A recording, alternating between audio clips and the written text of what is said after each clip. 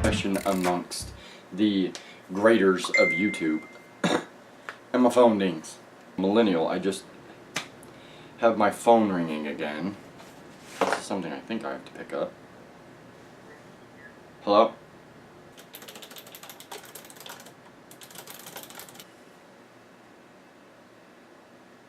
Okay, that is done. Work. So, let's try this again. So, welcome to Villain Garage Works, and we're going to start off a new discussion series with my non-existent audience here, but maybe to get some of the 3 people that watch my videos to actually jump into the discussion and join in. Alright, let's give this another attempt, and hopefully work won't intervene and people won't kick on the vacuum outside my door. Okay, so to start this off, I want to pseudo reinforce and at the same time debunk this "you get what you pay for." Because that is not true these days. You can have anything made that you want to the quality that you want it and still get it at a good price. And then you turn around and sell it. Now it's how much money you want to make off of it. Now you can argue both a million different ways. Let me use an example that reinforces the idea that you don't, or that get what you pay for is false. Now I've been doing a lot of research on Rocket Bunny stuff and blah blah blah blah blah. Now I've seen the authentic kit and the knockoff kit coming off eBay. I've seen them both. I know the stories of getting both to fit. So, guy number 1, guy number 2 has ABS, the knockoff. So, guy number 1, I'm looking at the prices, $1,000 to get an 8-piece over fender kit. And that's just the fenders, which is the fenders, the add-ons for the fenders and the caps for the bumpers. $1,000. It did not fit very good at all. Now, it's fiberglass. For fiberglass, it fit decently well.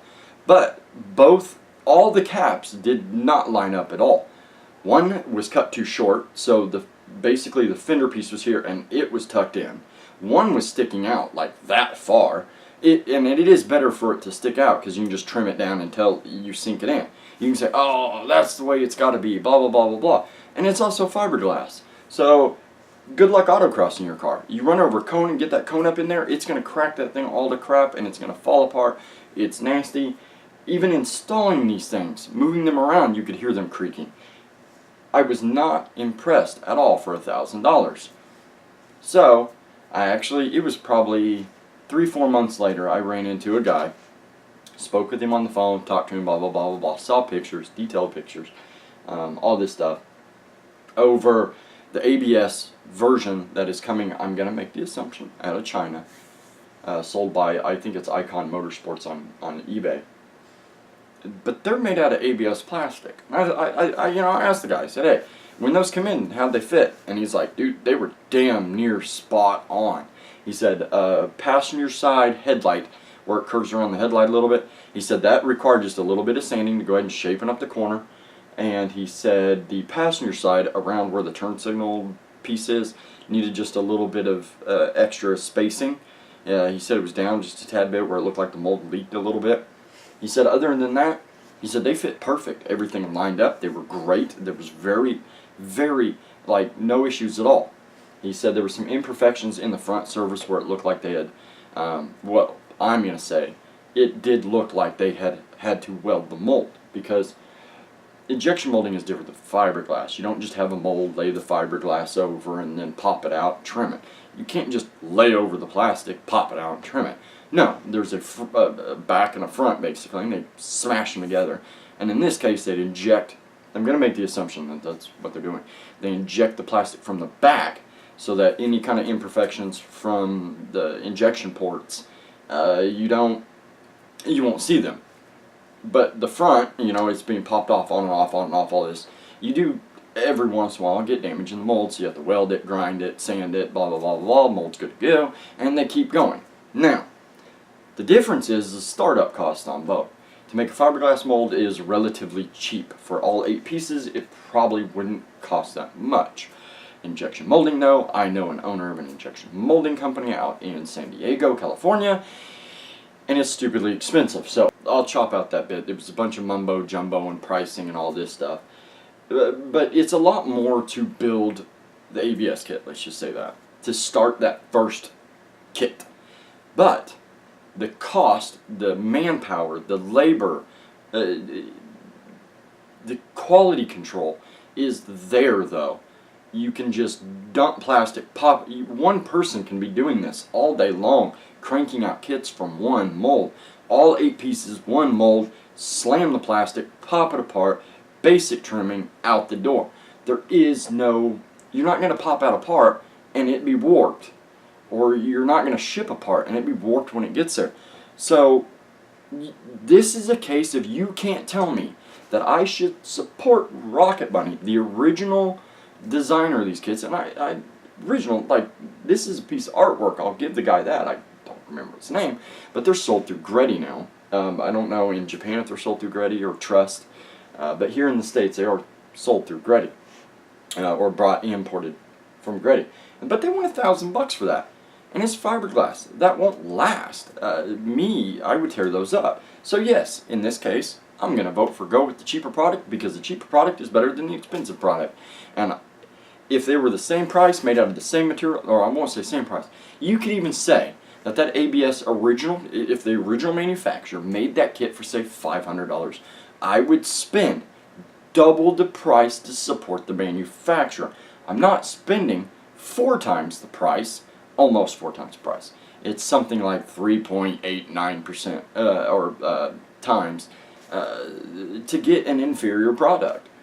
I'm not going to do it. I would spend double and support the original guy if they were ABS, if they were the same quality. But the cheaper product is better quality. I'm sorry, in that case, I'm going to go knockoff. So let's jump to the other side of it, where I don't support the cheaper products, right? You actually do, numbers and facts tell you that you do get what you pay for. And that is amplifiers. Let me give you a quick little story here. A handful of years ago, I had the 350Z, and I had one Rockford Fosgate P1 in the back, running roughly about 200 watts. Wasn't shit, right? It's not. You know, I had the amp turned down, I had the bass knob turned down. I was maybe pushing 200 watts that thing. A guy that I know had 2 Rockford Fosgate P1s and a 1500 watt amp. Okay. That 1500 watt amp was turned all the way up. The subs wouldn't handle, what, 1750 watts a piece? Could be doing my math wrong, I don't know. There's no way. His 2 were quieter than my 1. And after doing research for this video and trying to figure out how my true exact views on different ones and coming up with examples, I ran across a video by the Amp Lab. They're testing a 3000 watt amp, which is double of what my buddy said.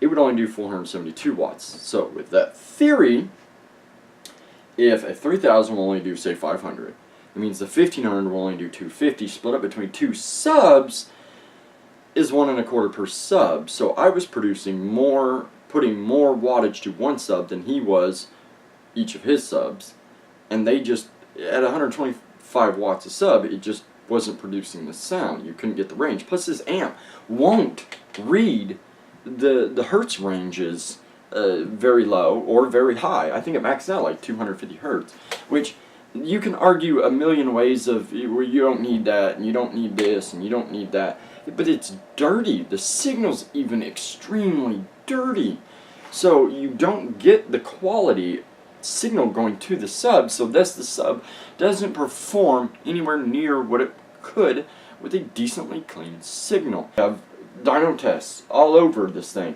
JL amps going above what they say, and JL usually, I think on all their stuff they do 2 ohm ratings, they don't do the whole 1 ohm load rating. I'm not sure why, I never asked any rep that, but you know, so technically if you did 1 ohm it would be a 2000 watt, but their 1000 watt produces, it was like what was it, 1100 and something. That quality product. Mosconi amps, as far as I know. I can't find any dyno tests on here. The people I've talked to, you know, Mosconi does the same thing. They produce higher, quite a bit higher than what they're rated. It's just nobody has gone to China and requested, hey, this is what I want, I will pay for it, and they haven't got it yet. This company obviously said make the dirt cheapest piece of shit, and I have no fucking clue how they come up with this rating. I assumed that, you know, I've seen so many of these dyno tests on the Planet Audio amps, and not a one of them comes anywhere close. That doesn't close the subject, though, because there is starting to become a trend where brands are starting to push in. For example, what is it? Car Audio Bargain. They have a 1600.1, so rated 1 ohm to produce 1600 watts for $200. Now, yes, that's double the price of the 3000 watt amp. The 3000 watt only does 500, so the 500 watt amp. So it's double the price, but they're actually producing 1600 watts. That's actually pretty damn good. For $200, that's a good price. Now, personally, I wouldn't go with it just because, well, I like to match my stuff. I like when you open up things to match. Now, if I was just doing some bang-a-ring system where you wouldn't see all the setup and it wouldn't be all fancy, then I don't see really a problem in that. I know a lot of people, oh, they're cheap Chinese pieces of crap. At least they do what the fuck they advertise. There's a lot of amps, a lot of name brand amplifiers out there. Like, go to fucking Walmart, buy 1000 watt amps, stick it on a Steve Meade dyno, and tell me it actually does 1000 watts. I ain't gonna. It's not. Sorry. It's the way it is. So what do you think? What's your thoughts? Seriously. Don't just sit there and, oh, I watched the video and go on. Like, seriously, join the discussion. We can have an adult conversation. I will respond to most people that post. If you are being hateful, combative, I'm just going to ignore you. Okay, I digress. It's just pseudoscience absolutely upsets me. And it affects the car industry too. And that is something I'm going to get into when I discuss real and fake wheels, which is going to be the next episode. So let me know what you think about these. So save any kind of wheel comments or anything like that for the next one, because that is going to be a fun discussion that I will have with you all, and maybe one person can comment, and if we could get, let's shoot for a high goal of 2 likes. 2 likes. Let's do it. If there's 2 likes, I'll release a video as soon as, well, not as soon as, my internet's slow. But I'll record and get it up real soon. Y'all have a good, whatever the time of the day it happens to be. Let's get this discussion started with my imaginary audience. Half of them are going to claim pseudoscience too.